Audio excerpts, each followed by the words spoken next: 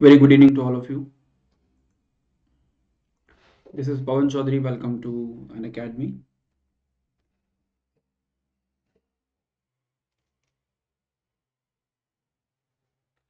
जल्दी ज्वाइन कीजिए.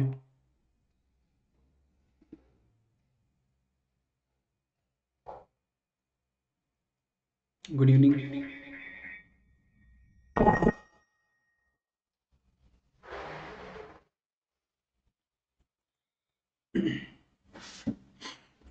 जय महाकाल.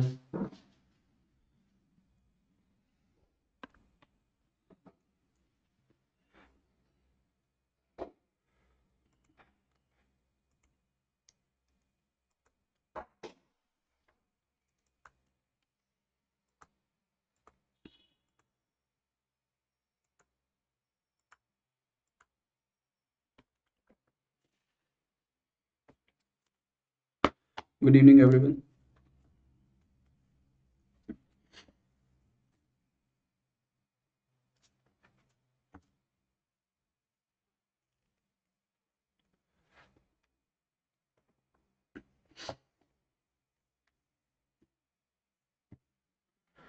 कहाँ है Geet Agnihotri?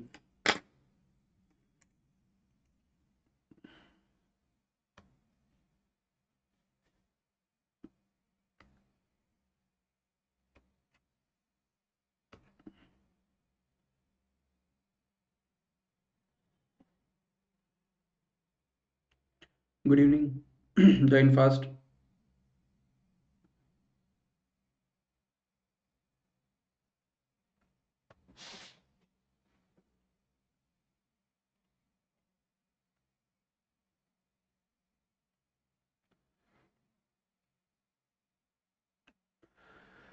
Good evening. Good evening. जल्दी जल्दी. टाइम मत लगाया करो. ऑलरेडी मतलब 11 का क्लास होता है तो क्लास जो है 10:58 पे स्टार्ट हो जाती है. 10:58 10:58 पे ज्वाइन कर लिया करो. फिर क्लास का जो टाइम है वो 10:58 है, 11 नहीं है. तो उसको ऑलरेडी ज्वाइन कर लिया करो प्रोफाइल में जाके.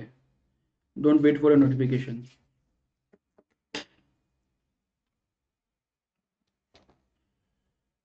चलिए.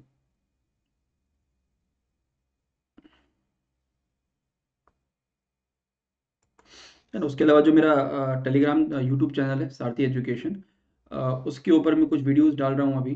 और वो जो वीडियोस हैं वो बेसिकली एमपी का जो हिस्ट्री वगैरह है उससे रिलेटेड वीडियो है ना. जिसमें अभी मैं मध्य प्रदेश की जो पर्सनालिटीज़ हैं वो पर्सनालिटीज़ वाले जो टॉपिक हैं वो मैंने स्टार्ट किए हैं. तो उसका लिंक मैं आपको दे देता हूँ.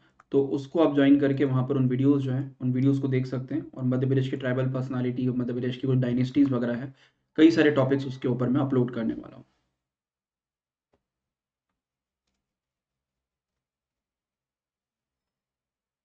क्या डर लग रहा है कि जो थ्योरी में से पढ़ा है वो आएगा कि नहीं एग्ज़ाम में? तो फिर एग्ज़ाम में क्या आएगा, है ना? तो उन्हीं में से टॉपिक आएंगे. अब 100% तो पेपर कभी आएगा नहीं किसी भी एग्ज़ाम किसी भी आपने पढ़ा हुआ से. लेकिन 70 to 80% जो टॉपिक है वो उसी में से आएगा जो हम पढ़ते हैं. चलिए. तो स्टार्ट करते हैं लेक्चर को. कौन कौन से कोर्सेज चल रहे हैं उनकी इन्फॉर्मेशन दे देता हूँ. एमपीपीएससी 2020 के लिए एक कोर्स चल रहा है called the general complete course on general studies prelims 2020, जिसके अंदर पूरा सिलेबस मैं आपको प्रीलिम्स का कंप्लीट करा रहा हूँ. इसमें इकोनॉमी वाला पार्ट ऑलरेडी एक दूसरे लेक्चर में करा चुका था तो इकोनॉमी इसके अंदर नहीं है. उसके बाद प्रीलिम्स थ्रू एमसीक्यूज़ चल रहा है जिसमें 2000 से ज़्यादा एमसीक्यूज़ जो प्रीलिम्स के मैं सॉल्व करवा रहा हूँ, जो इंपॉर्टेंट एग्जाम्स के अंदर यहाँ पर आपको दिए गए हैं या बाकी आपके टॉपिक्स कई सारे हैं. तो वो इसके अंदर मैं कवर कर रहा हूँ. ठीक है. उसके अलावा और भी कई सारे मेंस वगैरह के जो कोर्सेज हैं, कोर्सेज अभी चल रहे हैं ना. मेंस के कोर्सेज अभी प्री के कारण अभी सस्पेंडेड है. प्री जैसे ही होगा उसके बाद उनको भी स्टार्ट किया जाएगा. एक साल के सब्सक्रिप्शन का जो कॉस्ट है 8800 रुपीज़ है. और इसके ऊपर आपको 10% डिस्काउंट मिलेगा अगर आप मेरा कोड पवन लाइव इसको यूज़ करेंगे. And you will get 1 year subscription in 7920 rupees. 2 साल का सब्सक्रिप्शन इट कॉस्ट 12,800 रुपीज़ और कोड यूज़ करने के बाद 11,520 में मिलेगा. लेकिन जो 10% जो डिस्काउंट है ये 1 तारीख से या मतलब 28 फरवरी है उससे कम होकर 5% हो जाएगा. तो अगर आपको प्लस सब्सक्रिप्शन लेना है तो आप 28 के पहले ले लीजिए, उसको सब्सक्राइब कर लीजिए. ये ऑलरेडी अगर आपका सब्सक्रिप्शन है तो 2-3 महीने में अगर ख़त्म होने वाला है तो उसको एक्सटेंड करवा लीजिए ना, जब भी आपका ख़त्म होने वाला होगा। जैसे एग्जांपल, आपका सब्सक्रिप्शन मई में ख़त्म हो रहा है, तो अगर आप अभी रजिस्टर्ड करते हैं या अभी सब्सक्रिप्शन एक्सटेंड करवाते हैं तो मई से ही काउंट होगा, मई 21 से लेके मई 22 तक होगा, ठीक है। तो ये 5% का नुकसान आपको हो सकता है, इसलिए अभी सब्सक्राइब कर लें। In near future it may be possible कि जो क्रेडिट पॉइंट है उसका डिस्काउंट भी आपको कम हो गया 5% हो जाए, तो इसमें भी कमी हो सकती है। तो फॉर दैट रीज़न अभी जाके जो सब्सक्रिप्शन है उसको रिन्यू कर लो या अभी जाके सब्सक्रिप्शन ले लो, it is much better for you. चलिए, तो शुरू करते हैं हमारा क्लास। पहला question, in which ground of Bombay the proposal was passed for the Quit India movement, ये भारत छोड़ो जो आंदोलन था उसके लिए जो प्रपोजल था, जो प्रस्ताव था, इनमें से किस ग्राउंड में या किस मैदान में उसको पारित किया गया? मरीन ग्राउंड, काला घोड़ा मैदान, चंबूर ग्राउंड, या फिर आपका ग्वालियर टैंक। चलिए, so you poll start now.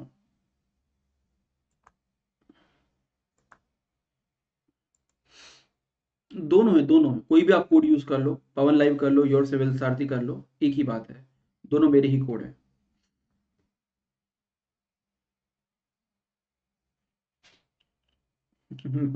Mhow नाका वाला नहीं, ये मुंबई में काला घोड़ा है। चलिए, so the right answer is Gwalior tank, या उसको गोवालिया टैंक कहा जाता है। उसको बाद में फिर अभी नाम चेंज करके उसको अगस्त क्रांति मैदान कर दिया गया। तो 1942 में जब क्रिप्स मिशन भारत आया और क्रिप्स के जो प्रपोजल थे वो जब कांग्रेस ने रिजेक्ट कर दिया उनको, तो उनके रिजेक्शन के बाद 1942 में जो महात्मा गांधी हैं उन्होंने 8 अगस्त को 1942 को भारत छोड़ो आंदोलन जो है या क्विट इंडिया मूवमेंट उसकी घोषणा की। उस समय पे कांग्रेस का एक सेशन चल रहा था गोविला टैंक में। उस टैंक के अंदर उन्होंने यहाँ पे घोषित किया कि अब अंग्रेजों को भारत छोड़ना पड़ेगा, या डू और डाई का, या करो या नरो का, जो करो या मरो का नारा उन्होंने दिया। और उस नारे के साथ में उन्होंने अपना जो आंदोलन है वो आंदोलन यहाँ पर आपको शुरू किया, ठीक है। तो इसलिए उसको उस पर्टिकुलर मैदान को वहाँ पर ग्वालियर टैंक को यहाँ पर आपको जाना जाता है ना। और उन्होंने बोला कि इन ऑर्डरली ब्रिटिश विड्रॉल की जो ब्रिटिश लोग हैं, इन ब्रिटिश लोगों को भारत को छोड़ना पड़ेगा। D is right answer. चलिए, अगला question. So during the Indian freedom struggle who of the following raise the army, it's called the free Indian legion, है ना। फ्री इंडियन लीगन नाम की एक जो सेना है उसका गठन किसने किया था? लाला हरदयाल, रास बिहारी घोष, सुभाष चंद्र बोस, या फिर आपका वीडी सावरकर, ठीक है। तो उन्होंने, किसने इसको स्टैब्लिश किया था? जो पोल स्टार्ट नाउ। पता नहीं यार।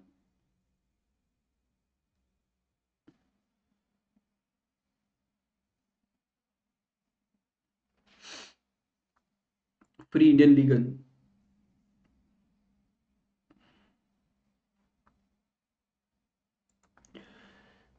चलिए, so C is right answer. 1942 के अंदर आपके सुभाष चंद्र बोस हैं, तो ऑलरेडी आपका जो Indian national army Azad Hind फौज है ऑलरेडी स्टैब्लिश हो चुकी थी। तो उसी के साथ में उन्होंने एक फ्री इंडियन लीगन करके उसको, जो मेल थे उनका एक ऑफिशियल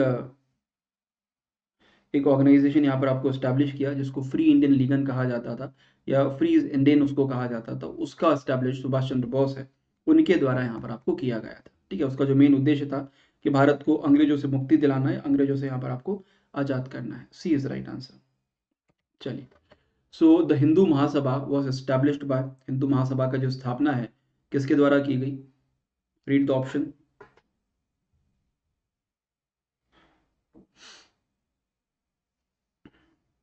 चलिए, you poll start now.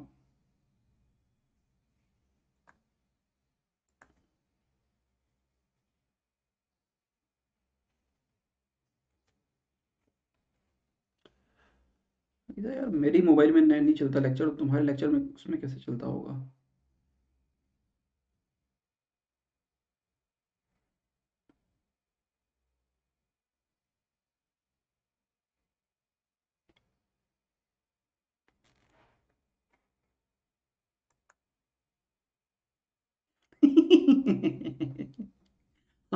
Recharge करना है 399 का। अरे यार, चलिए। प्लस ले लूँ क्या? हाँ, प्लस लेना पड़ेगा। ये मेरा नेट स्लो है, पता नहीं क्या रीज़न है। प्लस ले लूँगा मैं, तो पवन लाइव कोड है उसका यूज़ करके मैं भी प्लस ले लूँगा। चलो, तो हिंदू महासभा जो है उसका एस्टैब्लिशमेंट मदन मोहन मालवीय, है ना, जाने माने उस समय के लीडर हुआ करते थे। इन्होंने आपका जो बनारस हिंदू यूनिवर्सिटी है उसको भी इस्टेब्लिशमेंट करने का इन्होंने काम किया। तो उस समय उन्होंने अखिल भारतीय हिंदू महासभा और एक ऑल इंडिया ब्राह्मण महासभा है, दो इंपॉर्टेंट ऑर्गेनाइजेशन इस्टेब्लिश किए। उसके बाद में कांग्रेस के भी इंपॉर्टेंट मेंबर थे। फिर बाद में जब आरएसएस बना, राष्ट्रीय स्वयंसेवक संघ बना, तो आरएसएस का भी पार्ट यहाँ पर आपको उसके अंदर बने हैं। तो D is right answer, one of the most important reason, है ना। इनको अभी 2016 में इनको फिर आपका जो भारत रत्न है, भारत रत्न भी यहाँ पर आपको दिया गया था। वीडी सावरकर, सावरकर ब्रदर्स जो थे वो भी आरएसएस के अंदर एक इम्पॉर्टेंट शामिल थे, लेकिन ये जो ऑर्गेनाइजेशन था हिंदू महासभा, इसको इनने एस्टैब्लिश किया था। चलिए अगला question. Who led the East India Company in the battle of Buxar? Buxar के युद्ध में ईस्ट इंडिया कंपनी की कमान किसने संभाली? ईस्ट इंडिया कंपनी के जो है वो उसके मुखिया कौन थे, नेतृत्वकर्ता कौन थे? Read the option, you poll start now.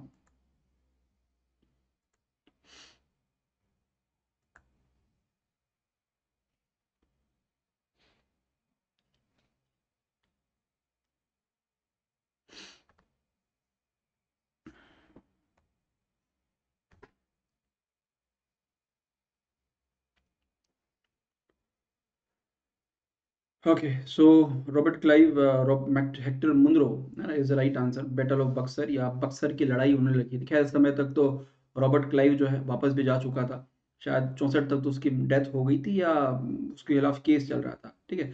तो बैटल ऑफ बक्सर जो है वो आपके, जब बैटल ऑफ प्लासी है, बैटल ऑफ प्लासी 57 में हुई, उसके बाद बैटल ऑफ बक्सर यहाँ पर आपको होता है। और बैटल ऑफ बक्सर में 3 इंपॉर्टेंट लोग थे। एक तो बंगाल का जो नवाब था मीर कासिम, जो डिपोज जवान था, जहाँ से भाग चुका था। उसके बाद अवध के नवाब थे शुजाउद्दौला, और मुगल एम्परर थे शाह आलम सेकंड। इन तीनों ने मिलके अंग्रेजी जो कंपनी थी, ईस्ट इंडिया कंपनी है, इनके खिलाफ यहाँ पर आपको बगावत की, उनके खिलाफ बगावत क्या की, इनके खिलाफ एक बैटल यहाँ पर आपको लड़ा। और अंग्रेजों की तरफ से हेक्टर मुनरो है, उन्होंने इस बैटल के अंदर पार्टिसिपेट किया। और अल्टीमेटली उसके बाद अंग्रेज जो हैं उन्होंने पूरा एरिया कैप्चर कर लिया। उसके बाद एक ट्रीटी हुई थी, the treaty is called the treaty of Allahabad, और एक दूसरी ट्रीटी हुई थी, it's called the treaty of Banaras. तो ये 2 ट्रीटी इसके बाद में यहाँ पे साइन हुई थी। इसके द्वारा आपका जो शाह आलम सेकंड थे, इनसे आपका करा वाला जो पूरा एरिया था, वो सब कुछ एरिया इनसे यहाँ पर आपको छीन चुके थे, ठीक है। और इनको एक टाइटुलर किंग के रूप में या फिर एक नाममात्र के राजा के रूप में स्टैब्लिश करके यहीं से रख दिया। तो जो मीर कासिम है और आपके शुजाउद्दौला है, इनको तो फिर पूरा इनका एरिया उन्होंने कैप्चर कर लिया। सो बी इज़ राइट आंसर। चलो, तो the next question is who introduce the income tax system in India? Bharat में जो इनकम टैक्स की जो प्रणाली है वो कौन लेकर आया? James Wilson, John Marshall, Edward Fisher, या फिर आपका हेक्टर मुनरो? चलिए, यू पोल स्टार्ट नाउ।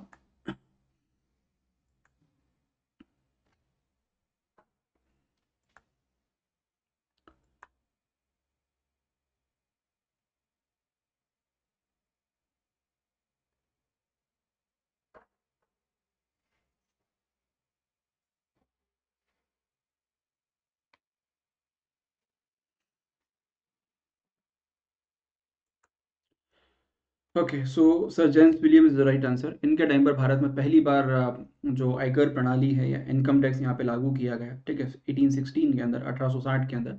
अब उसका मेन रीज़न यहाँ पर क्या था कि मेन रीज़न इज़ दैट कि 1857 का जब बैटल हुआ, तो 57 की बैटल के बाद अंग्रेज़ों को काफ़ी नुकसान हो गया था, उनकी इनकम वगैरह काफ़ी कम हो गई थी यहाँ पे। तो उस समय पे जॉन जेम्स विल्सन नाम के उनके जो वित्त मंत्री थे या फाइनेंस सेक्रेटरी थे, उन्होंने उसको यहाँ पर स्टार्ट किया 24 जुलाई 1860, ठीक है।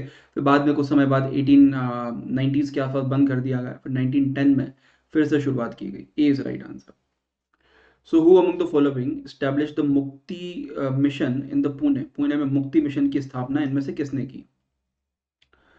Read the option.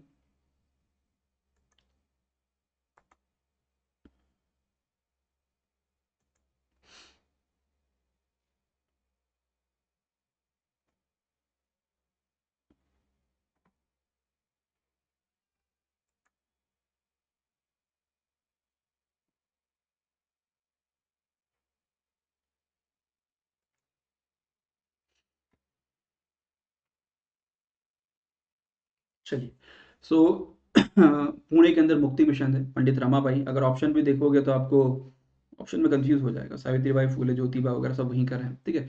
तो 1889 में इन्होंने एक मुक्ति मिशन की स्थापना की, जिसका मेन जो पर्पस था कि यहाँ पर जो विडो रिमैरिज है, महिला पुनर्विवाह है, या जो वुमन है, स्पेशली जो यंग विडो हैं, जो लड़कियाँ विधवा हो गई हैं, तो उनका डेवलपमेंट वगैरह यहाँ पर आपको करना। और एक शारदा सदन उन्होंने स्टैब्लिश किया, जहाँ पर जो भी आपकी जो लड़कियाँ थीं जो विधवा हो गई थी या जिनको घर से भगा दिया गया था, ऐसी लड़कियाँ या जो आपके अनाथ लड़कियां हैं, उन लड़कियों को वहां पर आपको रखा जाता था। 1889 में Pandit Ramabai is the right answer, है ना, ए इज राइट आंसर।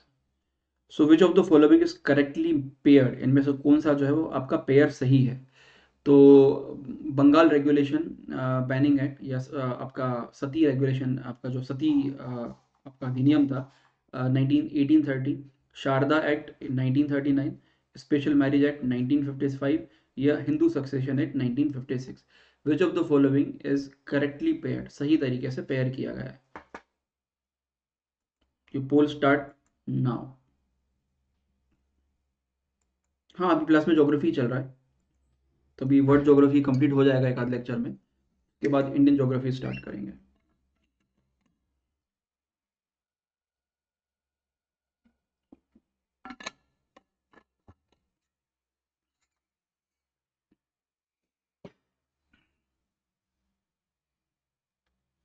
चलिए, तो बैलेंस पूल। यस। सो 1956 के अंदर आपका हिंदू सक्सेशन एक्ट आया, हिंदू उत्तराधिकार नियम आया, जिसमें हिंदुओं के अंदर सक्सेशन किस प्रकार से हो सकता है, या मतलब बाप के बाद उसका बेटा संपत्ति का अधिकारी वगैरह बने। 1829 में 1829 के अंदर आपका जो सती एक्ट है, वो सती एक्ट यहाँ पे लाया। उसके बाद जो शारदा एक्ट है, तो शारदा एक्ट आपका 1909 में, है ना, 1908 1909 में आपका शारदा एक्ट आया, जिसमें स्पेशली जो चाइल्ड रिस्ट्रेन करके एक कानून आया, उसको जो चाइल्ड रिस्ट्रेन एक्ट, जिसके अंदर बच्चों की शादी की जो उम्र है, वो शादी की उम्र वहाँ पे फिक्स की गई। लड़कियों के लिए 10 साल और लड़कों के लिए आपका 12 साल। फिर बाद में उसको 30, 2 बार आया था वो, एक बार जब 30 में जब आया था, तो 30 के टाइम पर जो एज है, उसको लड़कियों की उम्र 14 साल और लड़कों की उम्र 16 साल की गई। तो 2 बार वो शारदा एक्ट आया। फिर आज़ादी के बाद भी एक बार शारदा एक्ट में अमेंडमेंट किया गया। It's actually known as the child marriage as restraint act के नाम से जाना जाता है, स्पेशल मैरिज एक्ट 1952 के अंदर। So D is right answer. चलिए, so the Parsi reform movement, it's called the Rahnumai, आपका रहनुमाई आपका मजदियार सभा जो था, या रिलीजियस रिफॉर्म एसोसिएशन अगर उसको इंग्लिश में हम बोलें, धार्मिक सुधार संघ, इसकी स्थापना किसने की, है ना? तो रहनुमाई मजदीन सभा का स्टैब्लिशमेंट किस साल में, किस ईयर में हुआ? चलिए, यू पोल स्टार्ट नाउ। हाँ, 8:30 से 10:30 है शाम को, एक क्लास सुबह 9 से 11 है।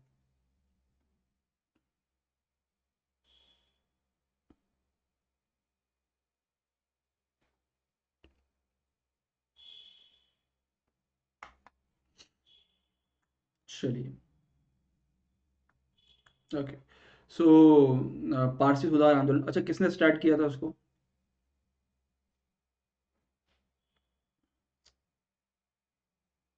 दादा भाई नौरोजी। Very good. चलिए, so B is the right answer. Dadabhai Naoroji, J B Wacha, S S Bengalee, और आपका नरोज जी फुरुंजी हैं, इनने मिलके रहनुमाई आपका मजदया सभा जो है, ये रिलीजियस रिफॉर्म एसोसिएशन 1851 में स्टैब्लिश किया। इसको स्टैब्लिश करने का मेन रीज़न था कि जो पारसी लोग थे, उनके अंदर डेवलपमेंट हो, उनके अंदर रिलीजियस जो चीज़ें हैं जो धीरे धीरे डिक्लाइन हो रही है, तो उनको प्रॉपर तरह से डेवलप किया जाए। और एक न्यूज़पेपर उन्होंने स्टार्ट किया। The newspaper is called the रास्त गुफ्तार, उसका नाम था, या वॉइस ऑफ द ट्रूथ, मतलब सत्य की आवाज़ उसको कहा जाता था। तो ये वीकली जो एक न्यूज़पेपर है, इस वीकली न्यूज़पेपर को भी इन्होंने यहाँ पे स्टार्ट किया। सो बी इज राइट आंसर। 1851 में इस ऑर्गेनाइजेशन को स्टैब्लिश किया गया। चलिए, so who among the following founded the Nirankari movement, इनमें से किसने जो है निरंकारी आंदोलन की स्थापना की? तो बाबा दयाल दास, बाबा राम सिंह, महमूद हसन, या फिर आपका Jagat Mitra. You poll start now. Class 11 बजे, 10:58। चलिए, यू पोल स्टार्ट नाउ। कल से हम थोड़ा एमपी का स्टार्ट करेंगे, है ना। अभी सैटरडे और संडे है, तो ये 2 दिन मैं आपको एमपी का करंट अफेयर पढ़ाऊंगा, प्लस स्पेशल में, है ना, सैटरडे संडे को। तो पूरा कंपाइलेशन होगा आपका जनवरी 20 से लेके जनवरी 2020 से लेके तो फरवरी जो आपका 15 फरवरी तक जो डेट होगी, तो 15 फरवरी 2021 तक, तो पूरा 1 साल से ज़्यादा का मतलब तकरीबन 12-13 महीने का करंट अफेयर जो है वो हम सैटरडे संडे को पढ़ेंगे, शनिवार रविवार को। तो 4 क्लासेस होंगी, 2 सैटरडे को होगी और 2 संडे को होगी दोपहर में। तो टाइम रहेगा 12 to 2 दोनों में, मतलब सैटरडे संडे दोनों 12 से 2 टाइम रहेगा। 4 क्लासेस रहेंगी, उनकी लिंक मैं आपके साथ शेयर कर दूंगा।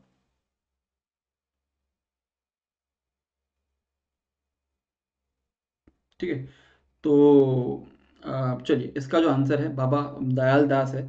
तो बाबा दयाल दास हैं, इन्होंने इस्टेब्लिश किया था आपका निरंकारी मूवमेंट। और निरंकारी जो लोग होते हैं वो बेसिकली जो सिखों के अंदर निरंकारी होते हैं, ठीक है।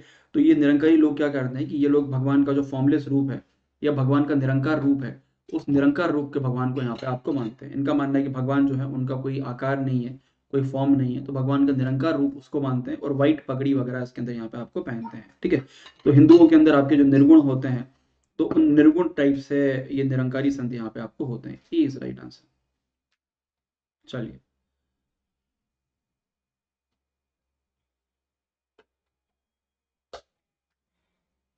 क्या टॉपिक का क्या है?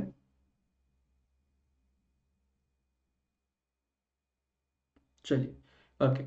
सो the Tinkathia system refers to as, Tinkathia जो प्रणाली थी वो उसको किसके रूप में संदर्भित किया जाता है? तो हाँ, वैक्सीन टॉपिक है। हाँ, वैक्सीन टॉपिक है। तो वैक्सीन के आगे भी पढ़ लो थोड़ा, कि वैक्सीन के आगे क्या है, कोविड है या क्या लिखा है।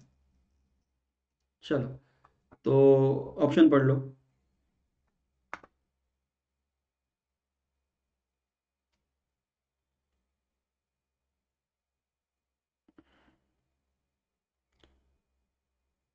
चलो, तुम टाइम पास करने आए हो शायद।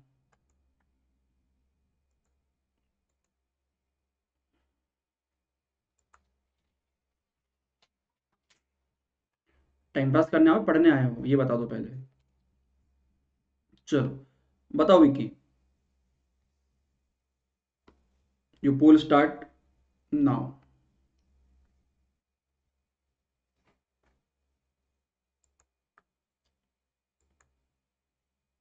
पढ़ने आए हो तो मॉडर्न हिस्ट्री के एमसीक्यू चल रहे हैं, पढ़ लो।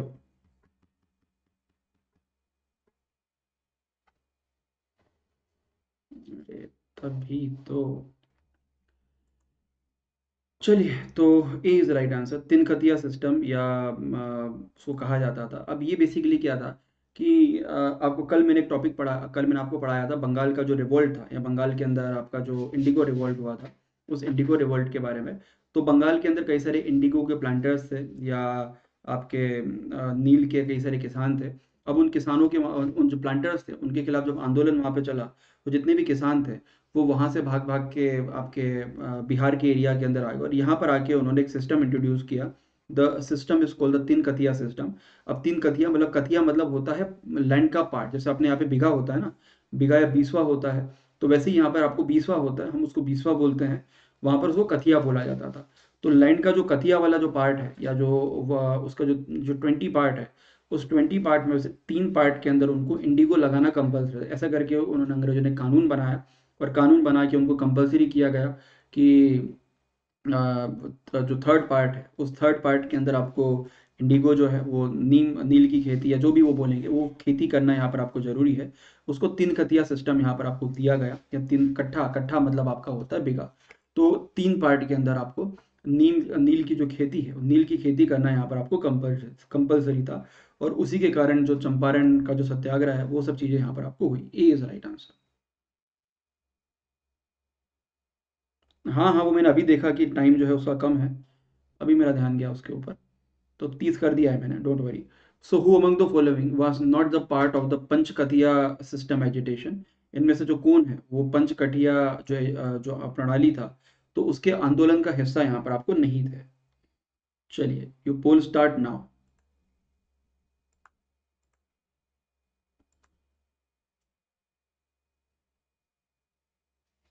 अच्छा, मुझसे पढ़ते हो, क्लास में कभी नहीं आते। अरे, इतने सारे सही, क्या बात है। मुझे लगा था ये तो बाउंसर निकलेगा।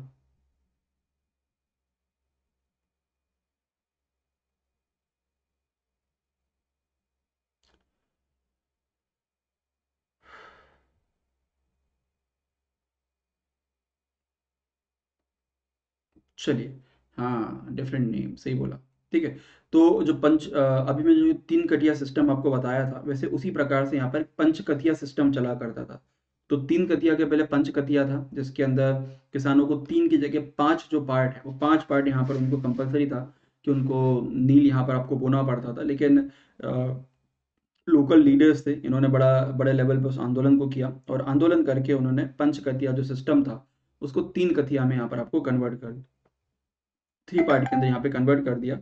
And in the letter period फिर से आपका जो पंचकतिया है, वो फिर से आपका मतलब 3 कतिया है, उसको भी बाद में यहाँ पे समाप्त कर दिया गया। उसके बारे में आगे बताऊँगा अगले क्वेश्चन के बाद। So D is the right answer. Sheikh Gulab, फिर आपके हरबस सहाय, पीर मोहम्मद मुंशी, संत रावत, लोहराम सिंह वगैरह, इन सब ने इसको यहाँ पे स्टार्ट किया। D is the right answer. 3 महीने बाद विक्की चौरसिया, नाम सुना हुआ लग रहा है। चलिए, so who among the following told Rajkumar Shukla about the Gandhiji's work in South Africa? इनमें से किसने राजकुमार शुक्ला को गांधी जी का जो अफ्रीका में उन्होंने जो काम करके आए थे उसके बारे में उनको इन्फॉर्मेशन दी, उसके बारे में जानकारी दी? तो read the option. You poll start now.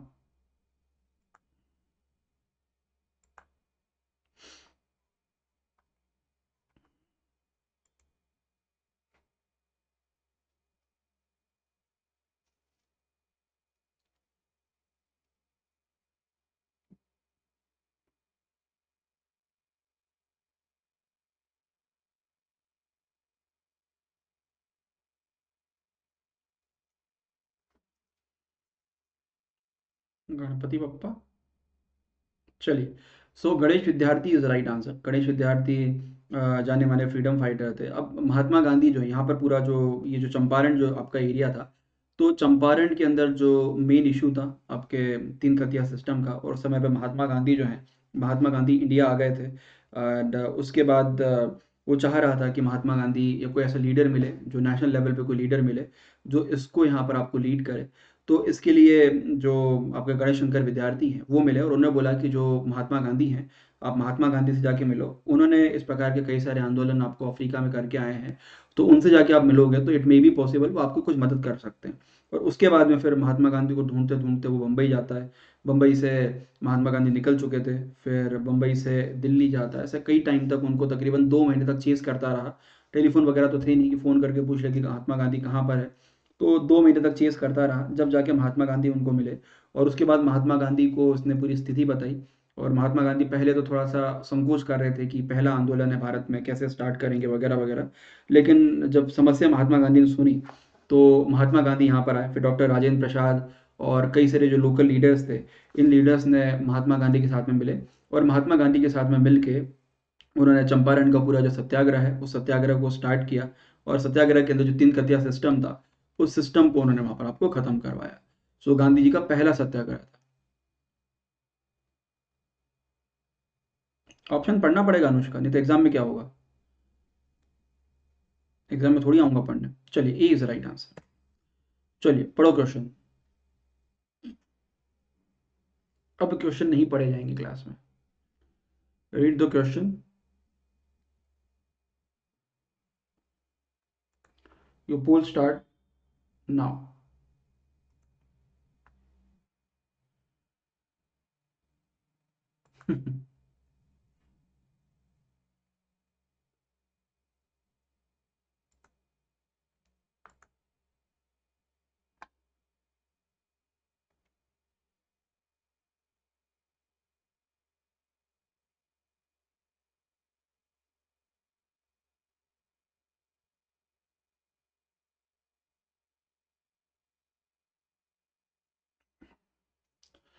Okay, so B is right answer, है ना। जो चंपारण जब सत्याग्रह आपका हुआ, उस समय लॉर्ड चैम्सफोर्ड जो थे, वो भारत के गवर्नर जनरल थे 1916 से लेके 1921 तक। ठीक है, तो उनके टाइम पर आपका एक तो चंपारण सत्याग्रह हुआ। उसके बाद साबरमती आश्रम जो है वो महात्मा गांधी ने स्टैब्लिश किया। उसके बाद चंपारण सत्याग्रह हुआ, खेड़ा सत्याग्रह, अहमदाबाद सत्याग्रह, जो 3 इनिशियल जो सत्याग्रह थे उनके टाइम पर हुए। फिर रॉलेट एक्ट जो था वो भी इन्हीं के टाइम पर आपको आया था। तो कई सारी जो चीज़ें हैं वो उनके टाइम पर यहाँ पर आपको हुई थी, है ना। आपको एक मेन चीज़ ये भी करना है, मैं पढ़ाऊंगा जब वही प्लस में, तो आपको कर दूंगा मैं कि जो गवर्नर जनरल वाइस है उनके टाइम पर जो इंपॉर्टेंट इवेंट हुई थी उसका छोटा सा मैप बना लो कि इनके टाइम पर क्या क्या चीज़ें हुई थी, तो उन चीज़ों को याद करना आपके लिए आसान हो जाएगा। छोटे छोटे मैप बना लो आधे आधे पेज पे, तो मेन इवेंट आपको याद हो जाएंगे, है ना। नहीं है तो फिर मेरी क्लास जो है उनके नोट से जाके आप बना सकते हैं। B is right answer. So in which place in Bihar Gandhi ji establish the first basic school, अपना पहला जो बुनियादी स्कूल है महात्मा गांधी ने इनमें से किस स्थान पे रखा था? तो आपका, चलो पढ़ो, मैं क्यों पढ़ रहा हूँ। चलिए, पोल स्टार्ट नाउ।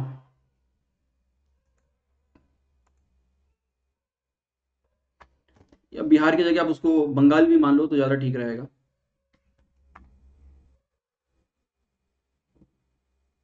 हाँ, मेरी भी आदत बन गई पढ़ने की।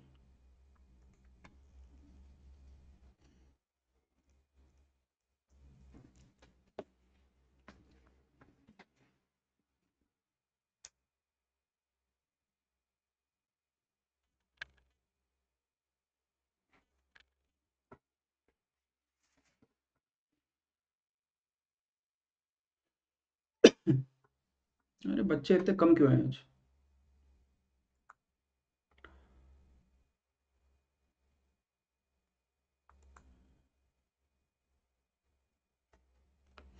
पढ़ो पढ़ो, चलिए। सो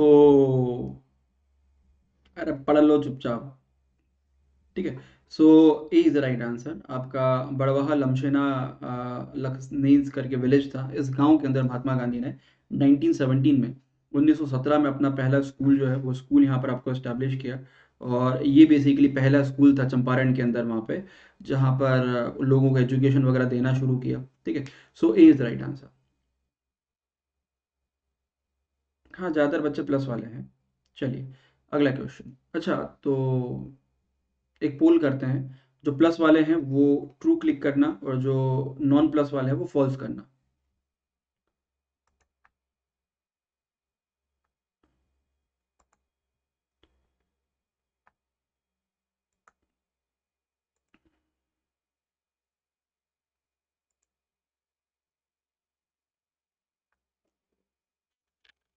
68% प्लस वाले हैं।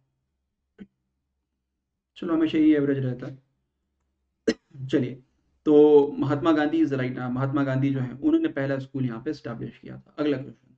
विच of the following was the first hunger strike of the Mahatma Gandhi? Mahatma Gandhi की पहली जो हंगर स्ट्राइक थी या पहली जो भूख हड़ताल थी वो कहाँ पर हुई थी?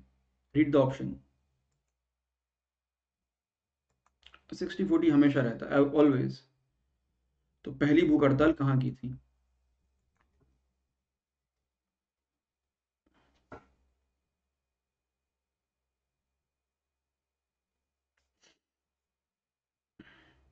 ज़्यादातर बच्चे क्या, उनको सिर्फ एमपी पढ़ना होता है, तो जहाँ पर एमपी की क्लास दिखती है वहाँ चले जाते हैं।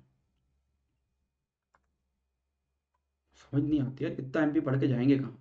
और वही चीज़ पढ़ेंगे, वही की वही, है ना। मध्य प्रदेश की स्थापना 1 नवंबर 1956 को हुई, तो जाके बैठ जाएंगे।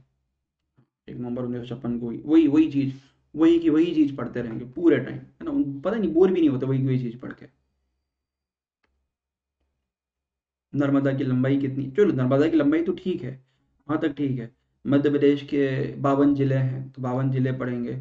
10 संभाग है तो वो पढ़ेंगे, उसको बैठे रहेंगे पढ़ते रहेंगे। अरे क्या है यार, है ना, वही पढ़ते रहेंगे, है ना। तो चलिए।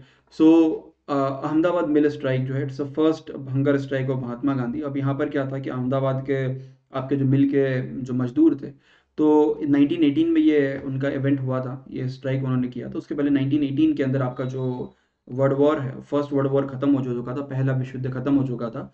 और उस समय पे जब वर्ल्ड वॉर खत्म हुआ, तो उसके पहले जो कीमतें वगैरह, हर चीज़ की कीमतें बढ़ गई थी। उसके बाद इस पूरे सूरत वाला जो पूरा सूरत बंगाल वाला पूरा जो अहमदाबाद पूरा एरिया है, यहाँ पर प्लेग जो बीमारी है वो बीमारी यहाँ पर आपको फैल चुकी थी। वर्ल्ड वॉर के कारण जो प्राइजेस हैं वो प्राइजेस यहाँ पर आपको बढ़ चुकी थी। तो उसके कारण क्या हुआ कि उसके कारण जो लोकल आपके जो मिल के ऑनर वगैरह थे उन्होंने इन लोगों को एक्स्ट्रा जो बोनस था वो बोनस देना स्टार्ट कर दिया। लेकिन अब वर्ल्ड वॉर खत्म हो चुका था, प्लेग का प्रॉब्लम भी चला गया, तो उन्होंने क्या करा कि जो प्राइजेस हैं वो प्राइजेस उन्होंने वहाँ पर आपको, या उनका जो बोनस था वो बोनस यहाँ पर आपको कम कर दिया। और बोनस कम किया तो मिल के मजदूरों ने स्ट्राइक करना स्टार्ट कर दिया यहाँ पर, है ना, हड़ताल करना स्टार्ट कर दी। लेकिन उसका उनके ऊपर कोई फ़र्क यहाँ पे नहीं पड़ा। उस समय महात्मा गांधी जो है, तो एक अनुसुईया बेन करके एक वुमन थी आपके बंगाल, वहीं पर आपको अहमदाबाद के अंदर, तो उन्होंने महात्मा गांधी से बात करी। और महात्मा गांधी के एक दोस्त थे, उनका नाम था अम्बालाल। तो अम्बालाल जो थे वो महात्मा गांधी के दोस्त थे, और जो अहमदाबाद जो मिल एसोसिएशन था उसके प्रेसिडेंट भी थे, उसके चेयरमैन भी यहाँ पे थे। तो महात्मा गांधी ने उनसे बात करी, लेकिन उन्होंने प्राइस बढ़ाने से मना कर दिया या बोनस देने से मना कर दिया। और उसके बीच में जो आपके जो मिल ऑनर थे वो चाहते थे कि 15% का इंक्रीमेंट दे दिया जाए। किसान आपके जो बाकी आपके जो मजदूर लोग थे वो चाहते थे 50% यहाँ पर आपको बढ़े। तो दोनों के बीच में यहाँ पर 35% जो है, 35% पे फिक्स हुआ कि 35% प्राइस यहाँ पर आपको बढ़ाई जाएगी। उसको लेके भी महात्मा गांधी ने लंबे समय तक स्ट्राइक किया, हंगर स्ट्राइक की, भूख हड़ताल की। भूख हड़ताल के बाद उन्होंने फाइनली यहाँ पे तय किया कि ठीक है, 35% जो इंक्रीमेंट है वो देने को यहाँ पर आपको तैयार है। ठीक है, तो Champaran, Ahmedabad is right answer. Thank you भाई कमलेश, कमेश, थैंक यू कमेश। चलिए, so B is right answer. अगला question. So which was the symbol of for the non cooperation movement, इनमें से कौन सा असहयोग आंदोलन का प्रतीक था? Read the option.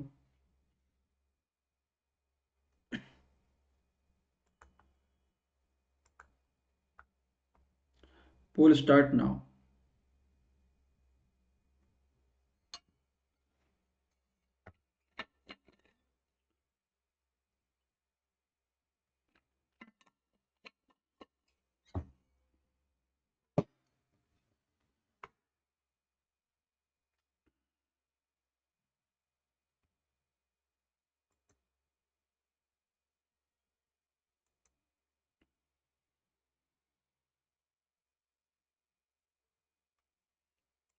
हाँ हाँ, टेस्ट का टॉपिक पहले से तय होता है। जैसे कल भी हम मॉडर्न के ही एमसीक्यू करेंगे, है ना। उसके बाद हम एमपी का यूनिट 3 जो है वो यूनिट 3 को स्टार्ट करेंगे। ओके, तो 3 वाला स्टार्ट करेंगे, और अभी कल मॉडर्न का और होगा, है ना। तो ये तकरीबन इसकी 30-35 क्लास हो चुकी है इस पूरा सीरीज की, है ना, जिसमें पूरे टॉपिक के एमसीक्यूज हम लोग यहाँ पर आपको कर रहे हैं। लोटस वाज एक्सपेंसिव नहीं। चपाती और जो लोटस था ये 1857 का जो रिवॉल्ट था उसके प्रतीक चिन्ह थे वहाँ पे, कि वहाँ पे जगह जगह लोटस जो है वो लोटस लोगों को दिए जा रहे थे, या गांव के जो चौकीदार वगैरह थे उनको जाके चपाती दी जा रही थी। तो एक गांव का जो चौकीदार था तो उसको 5 चपाती दी जाती, फिर वो गांव का जो आपका जो चौकीदार था वो उस चपाती को लेके गांव का जो सरपंच था, मुखिया था, उसको देता। फिर वो लोगों को बोलता चपाती बना के आगे सर्कुलेट करो। इस प्रकार से मैसेज सर्कुलेट किया जाता था उस समय पे। ठीक है, यहाँ पर जो मेन था चरखा और खादी, ये दो इंपॉर्टेंट चीजें थी जहाँ पर इसका साइन था। अब उसका रीजन यहाँ पर ये था कि जो खादी है, तो khadi it's indicate the self reliant या आत्मनिर्भरता जो है, उस आत्मनिर्भरता को यहाँ पर आपको दिखाएगा, क्योंकि उस समय विदेशी कपड़ा वगैरह जो है भारत में बड़े लेवल पे यहाँ पे बिक रहा था। तो लोग अगर खादी पहनेंगे, तो देशी कपड़ा पहनेंगे, तो देशी कपड़ा थोड़ा सा मोटा होता है, खादी आप जो घर में बनाओगे थोड़ा सा मोटा कपड़ा होगा। लेकिन उनका बोलना था कि इस कपड़े को बनाया जाए और लोग इस कपड़े को यहाँ पे पहने, ताकि सेल्फ रिलायंस देख सके। और उसको बनाएंगे कैसे? चरखे के ऊपर। तो चरखा और खादी दोनों उसके सिंबल बनाए गए। एंड उसके बाद कांग्रेस ने क्या करा कि बड़े लेवल पर चंदा इकट्ठा किया। उस समय पे एक फंड था नॉन कॉपरेशन मूवमेंट में, क्या नाम था उस फंड का? एक फंड बनाया गया था नॉन कॉपरेशन के टाइम पर।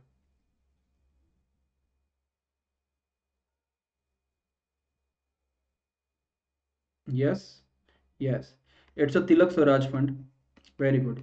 तो तिलक स्वराज फंड करके एक फंड यहाँ पर आपको बनाया गया है, क्योंकि जिस दिन ये स्टार्ट हुआ उस दिन बाल गंगाधर तिलक की डेथ हो गई थी 1 अगस्त 1920 को। तो तिलक स्वराज फंड बनाया गया, उसमें तकरीबन उस समय उन्होंने 1 करोड़ रुपया जो है 1 करोड़ रुपीज़ यहाँ पर आपको कलेक्ट किया। ठीक है, और इसके माध्यम से गाँव गाँव में जाके लोगों को चरखा बांटा गया। फिर खादी जो है, खादी का जो सूत वगैरह है वो यहाँ पे बांटा गया, ताकि लोग खुद उसको यहाँ पर आपको बना सके। ठीक है, अब उसके बाद महात्मा गांधी एक बार कहीं कलकत्ता या कहीं पर गए थे, तो वहाँ के जो स्टूडेंट थे उन्होंने तिलक आपको महात्मा गांधी को यहाँ पे बोला कि हम ठीक है, हम खादी का कपड़ा पहनना स्टार्ट कर देंगे, लेकिन खादी बड़ी महंगी है, मार्केट में बड़ा महंगा मिलता है, हम सूत जो है वो काट नहीं सकते। तो महात्मा गांधी ने उनको बोला कि अब सूत को काटो, खुद सूत का कपड़ा बनाओ, सूत का धागा बनाओ, फिर उसका कपड़ा बनाओ, फिर उसको पहनो। तो सबके लिए पॉसिबल नहीं था, और उस समय जब उन लोगों ने उनको बोला, तो उस समय पे उन्होंने अपने कपड़े त्याग दिए और एक सिंगल जो धोती है वो धोती पहन के कभी कभी ऊपर एक और धोती वहां पर आपको डाल लेते, छोटा सा गमछा टाइप डाल लेते थे, उसी में अपना जो पूरा लाइफ है। तो 1922 से लेके 1948 तक, जब तक उनकी मृत्यु नहीं, 28 साल तक वो एक ही सिंगल धोती, मतलब धोती बदलते होंगे ऐसी बात नहीं है, तो वही धोती और उस गमछे के अंदर उन्होंने पूरी जो लाइफ है, पूरी लाइफ 28 साल में यहाँ पर आपको निकाल दी। और एक सरफिरा सा एक लड़का आया है ना, और उसको लगता है कि ये महात्मा गांधी जो है ये बेवकूफ़ इंसान है वगैरह वगैरह, आया 3 गोली मारी और खेल खत्म, है ना। तो जो 28 साल तक जो व्यक्ति तपस्या कर रहा था, उसकी पूरी तपस्या जो है उसने वहीं भंग कर दी अहिंसा की। आया सरफिरा नौजवान संगीन, आके गोली मार के चला गया। चलिए, so D is right answer. So who among the following wrote the Unhappy India, इनमें से किसने अनहैप्पी इंडिया नाम की किताब लिखी? Read the option.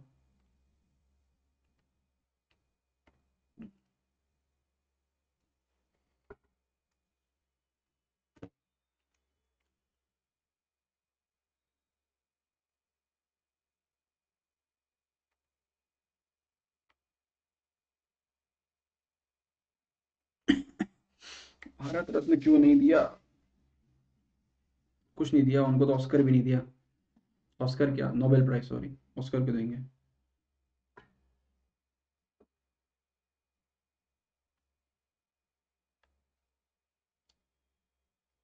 चलिए, तो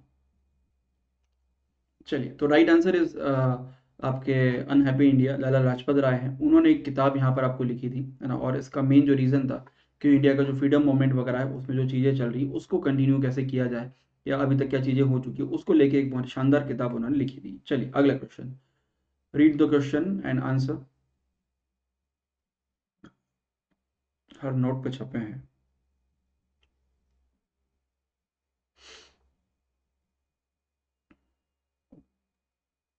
ऐसा नहीं है, नोबेल नोबेल है, वो किसी के लिए कम या ज़्यादा नहीं होता।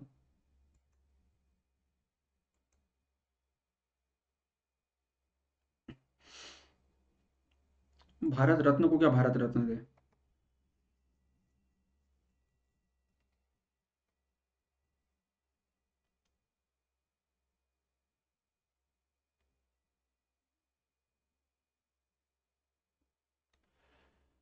Okay, so B is right answer. William Bentinck के टाइम पर महलवाड़ी सिस्टम 1833 में, 1833 में स्टार्ट किया गया। इसके बारे में ऑलरेडी मैं आपको पहले भी बता चुका हूँ कि महलवाड़ी सिस्टम क्या था। 3 प्रकार के सिस्टम मैंने आपको बताए थे। अब जो महलवाड़ी सिस्टम था, तो महल का मतलब होता है गांव, विलेज, ठीक है। तो जो विलेज होता है, जो गांव होता है, अब पहले क्या था अंग्रेजों के टाइम पर, इसके पहले एक सिस्टम था, उसका नाम था रयतवाड़ी सिस्टम या रैयतवाड़ी सिस्टम उसको बोला जाता था। तो उस सिस्टम में क्या होता है कि जो टैक्स है वो इंडिविजुअल व्यक्ति से कलेक्ट किया जाता था। अब हर व्यक्ति से कलेक्ट करने जाएंगे तो बड़ा खर्चा ज़्यादा हो जाएगा, तो उन्होंने क्या करा कि हर गांव के अंदर, specially north west frontier province, मतलब आपका बलूचिस्तान वगैरह एरिया, आगरा, पंजाब, गंगा टिकवाली वाला रीजन, इस एरिया के अंदर उन्होंने महलवाड़ी नाम का एक सिस्टम इंट्रोड्यूस किया, या महल इंट्रोड्यूस किया। महल मतलब गांव होता है। उस गांव का जो हेडमैन था, ये गांव का जो प्रमुख था, तो उस गांव के प्रमुख को बोला कि आप इनसे टैक्स कलेक्ट करो और इनसे टैक्स कलेक्ट करके सरकार को यहाँ पर आपको जमा करो। उसके बदले उसको भी कुछ अमाउंट वगैरह, कुछ उसका शेयर वगैरह यहाँ पर आपको मिलता था। तो ये उसका काम यहाँ पे हो गया। तो एक प्राइवेट व्यक्ति था जो टैक्स कलेक्ट करता था, और टैक्स कलेक्ट करके लोगों को, सरकार के पास जाके यहाँ पर आपको जमा करता। तो 1833 में सिस्टम इंट्रोड्यूस किया गया बाय द विलियम बेंटिक के द्वारा। B is right answer. चलिए, so where was the headquarter of the Ghadar party? Ghadar party का मुख्यालय कहाँ पर है? बर्लिन, पढ़ लो ऑप्शन, मैं क्यों पढ़ रहा हूँ। चलिए, you poll start now.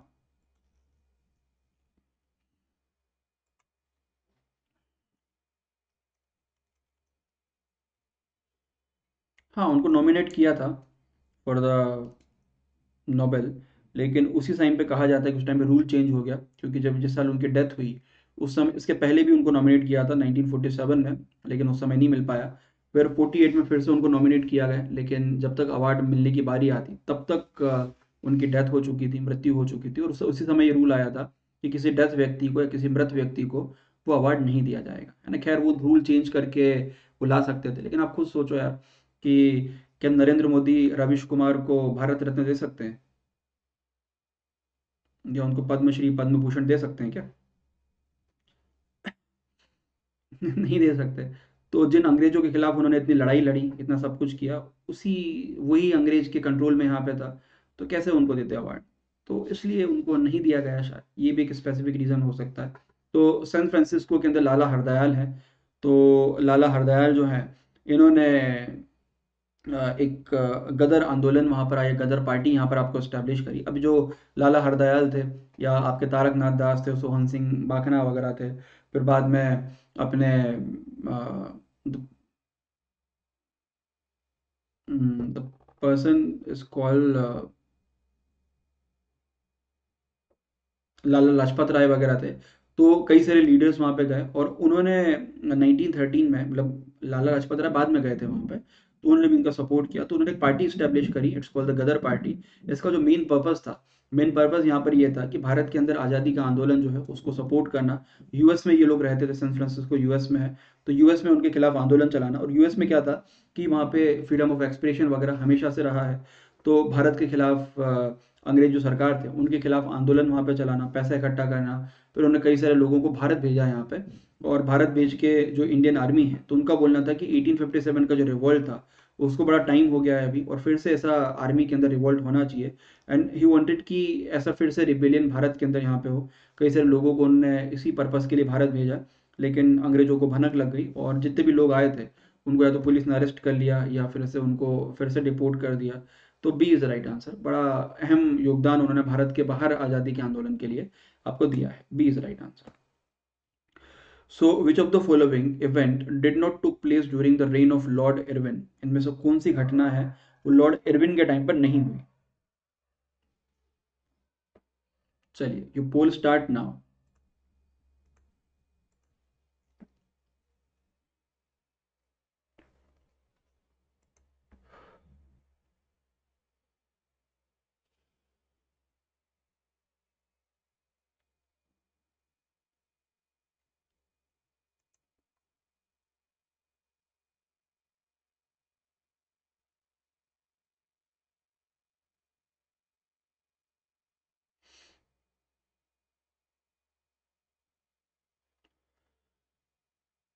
Okay, so C is right answer. Poona pact जो है, ये इनके टाइम पर नहीं हुआ था। 26 से लेके 31 तक लॉर्ड एविन का पूरा टेन्योर था। 1923 के अंदर, 22 के अंदर, 1932 के अंदर, 1932 के अंदर जो आपका जो पूना पैक्ट था, पूना समझौता, यहाँ पर महात्मा गांधी और अंबेडकर के बीच में हुआ था। इनके टाइम पर साइमन कमीशन भारत आया। फिर कांग्रेस जो है उसने इंडियन रेजोल्यूशन यहाँ पे पारित किया 1929 में। डांडी मार्च इनके टाइम पे हुआ। सिविल डिसोबीडियंट मूवमेंट, पहला round table conference, Gandhi Irwin pact हुआ 1935 में, 31 के अंदर। उसके बाद इनके लास्ट टाइम पे फिर आपका जो सेकंड राउंड टेबल कॉन्फ्रेंस है उसके लिए महात्मा गांधी लंदन गए। इन्हीं के टाइम पर 1929 में जतिन दास नाम का एक रिवोल्यूशनरी था, उन्हें 64 डेज तक बिना खाए पिए गुजार के इन्होंने अपनी जान दे दी। बिल्कुल, नेहरू रिपोर्ट इनके टाइम पर आई थी, है ना। उसके बाद ऑल इंडिया पार्टी कॉन्फ्रेंस, जिन्ना रिपोर्ट इनके टाइम पर आई थी। कई सारी चीज़ें इनके टाइम पे हुई थी। C is right answer. So who establish the Seva समिति?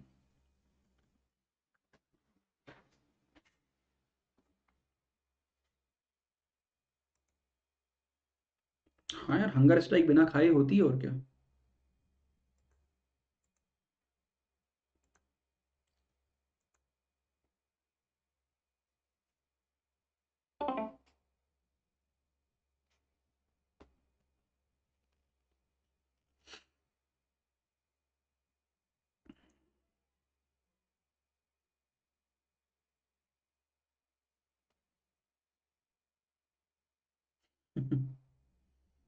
Battery low. अरे तुम लोग क्या जासूस हो क्या?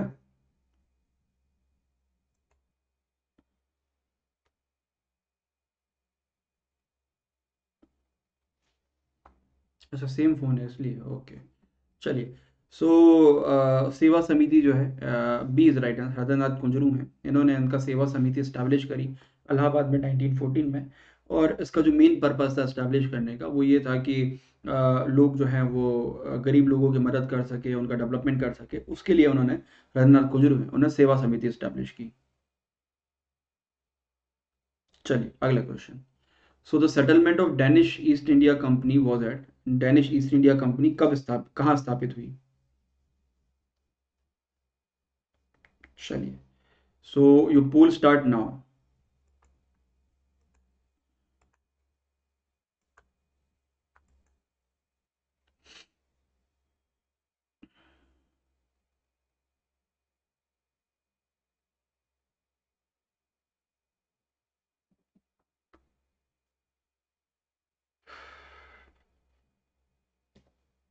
Very bad. चलिए, सो बी इज राइट।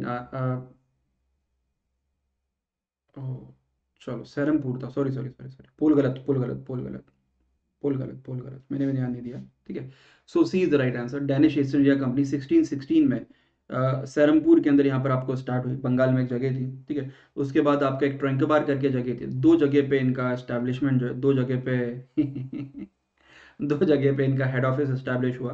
और बाद में अपनी जो भी प्रॉपर्टी वगैरह थी वो सब कुछ अंग्रेजों को बेच के यहाँ से आपको चले गए। 190 हो गए। चलिए ठीक है। चलिए, सो द भारत माता society in 1907 was established bye. ले लेना यार, तनख्वाह आएगी ना जब ले लेना। चलो, तो भारत माता सोसाइटी 1907 में कहाँ एस्टैब्लिश की गई?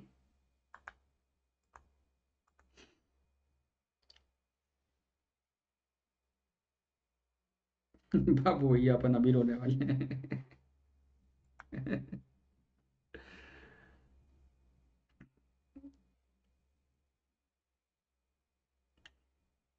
जितेंद्र वगैरह तो बैठ के पैसा ही पैसा होगा। अक्षय कुमार टाइप।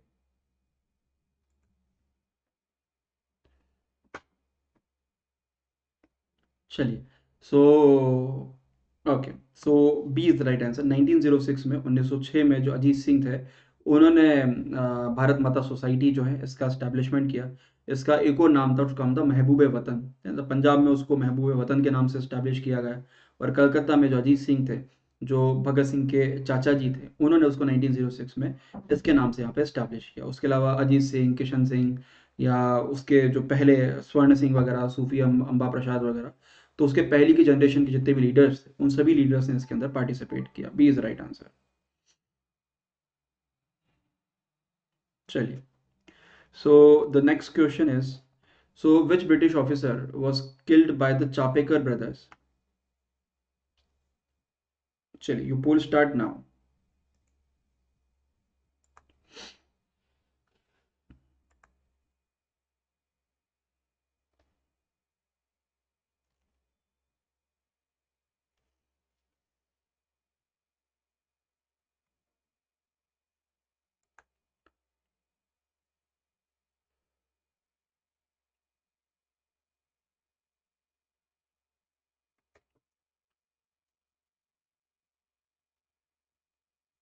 चलिए, so C is right answer. British officer थे चार्ल्स रैन। इनको उन्होंने इनकी वहाँ पर आपको हत्या करी थी। उसका रीज़न हत्या करने का ये था, क्योंकि उस समय पे आपका जो पूरा, जो पुणे वाला पूरा एरिया था, पुणे और पूरा सूरत वाला एरिया, इस एरिया के अंदर प्लेग फैला था। और प्लेग को कंट्रोल करने के लिए अंग्रेजों ने कई सारे जो तरीके अपनाए। तो लोगों को जिनको प्लेग हुआ था, उनको ज़बरदस्ती उठा के घर से उठा के ले जाते, और जंगलों में उनको जाके, या जो टेंट जो एरिया है उनमें जाके उनको आइसोलेट कर दिया जाता था। तो उसके कारण आपके दामोदर हरी और बालकृष्ण हरी, जो दो लीडर थे उस समय के, दामोदर हरी और बालकृष्ण हरी, तो चापेकर ब्रदर्स, इन दोनों ने उनको जब वो ऑफिस से जब आ रहा था, इसकी यहाँ पर आपको उसके अंदर हत्या कर दी। बट गलती से वहाँ पर आपको एक लेफ्टिनेंट अरेस्ट करके एक लीडर था, उसकी यहाँ पर आपको हत्या कर दी। प्लेग उस समय, ये प्लेग कमीशन जो था, उस प्लेग कमीशन का इंस्पेक्टर था, और उसी के अंदर ये सब कुछ चीज़ें यहाँ पर आपको हो रही थी। तो उसी के लेके इसकी हत्या यहाँ पे की गई। सी इज़ द राइट आंसर। ठीक है, तो देख लेते हैं टॉपर। सत्यम, अविनाश, पवन, नरेंद्र मोदी, प्रशांत, सूरज, अलका, सुरभि, हर्ष, और आपका पीकी ब्लाइंडर्स। Okay, good. ठीक है, तो सी इज़ द राइट आंसर। और अभी मैंने आपको जो लिंक दिया है उसमें दो मैंने वीडियो डाले हैं। एक आपका रानी दुर्गावती के ऊपर है, और दूसरा जो है वो आपके शंकर शाह और रघुनाथ शाह है, उनके ऊपर दो वीडियो हैं। तो उन वीडियोस को जाकर आप देख लीजिएगा। जितने लोग हैं सब जाके एक बार देख लें, और एक बार कमेंट जरूर कर देना उसके ऊपर कि वीडियो आपको कैसा लगा रहा, वगैरह वगैरह। ठीक है, चलिए, so that's over this lecture. Thank you, है ना। उस पर जाके तुरंत क्लिक करके उसके ऊपर कमेंट जरूर करना। चलिए, थैंक यू।